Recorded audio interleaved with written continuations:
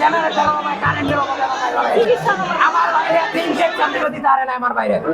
তো 3 ইনজেকশন ওষুধ আইনা আমার বাইরে দিছে তার গ্যাসে চাপ দেওয়ার কারণে তার নিয়ে আইছে 6টা বাজে নিয়ে আইছে তারপরে আমার পরে কারেন্ট নাই আমার বাইরে ইসিজি করতে পারে নাই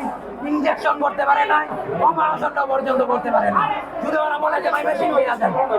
ওদের কাছে রুগী নিয়ে এলে বলে মাই মেশিন দিয়ে যান আপনারা কেন বলে ওরা মারা গেছে কারণ হলো তারা ইনজেকশন দিতে পারে না অক্সিজেন দেয় না তারপরে যে বুকে এটা করতে পারে নাই অথচ তারা রুমে এসি ফ্যান বাতি সব জ্বলছে অথচ কারেন্টের জন্য তার চিকিৎসা দিতে পারে নাই তারা চিকিৎসা দেয় নাই বলছে যে কারেন্টের সমস্যা অথচ জেনারেটর আছে জেনারেটর চালু করে নাই তারা অথচ এখানে আবার এরা তো আলাদা জেনারেটর আছে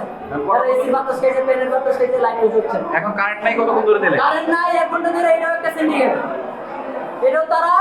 প্ল্যানিং করে একটা সিন্ডিকেট করছে যেহেতু একটা প্যাস বুঝাইতো আর কি 918 বুঝাবে তার 900 তে 15 আর মুরগরও জানে কিন্তু 918 তারা বুঝাবে এই একটা সিন্ডিকেট করে নালে এনে যে যারা দায়িত্বশীল আছে তারা একটা কল দিলে কি